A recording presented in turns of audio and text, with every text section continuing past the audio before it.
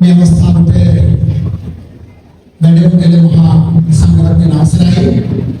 ඒ වගේම සමලගල සිල්සාර ආමර වහන්සේ ඇතුළු මේ දහම් පාසලේ නියමුවන් සියලු දෙනාගේම අවසරයි.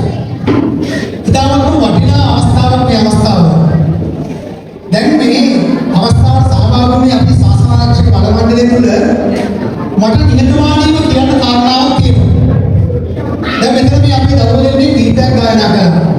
පන්සලේ පල්ලියේ දහණියේ අපනැකු ඕනම දෙයක් ක්‍රියාත්මක කරන්න දහණියේ මහන්සිය නැත්තම් මේ දේ ක්‍රියාත්මක කරන්න බෑ. දැන් ආදරණීය අම්මේ තාත්තේ කුංචි කාරණාවක් මම ඔබට මතක් කරනවා. ශාසන ආරක්ෂක බල මණ්ඩලයේ දහම් පාසල් 48ක් ප්‍රමාණයක් අපි නියෝජනය කරනවා. අවසරයි අපේ හාමුදුරනේ කවදාවත් නෑ කියන්නේ නැතිව බෑ කියන්නේ නැතුව ඕනම අභියෝගයක් බාර ගන්න පුළුවන් දහම් පාසලක් තමයි මේ උත්තර දමන දහම් පාසල කියලා කියන්නේ. ඒකට මුද අනුසන්නාදයක් අපිට දෙන්න ඕනේ.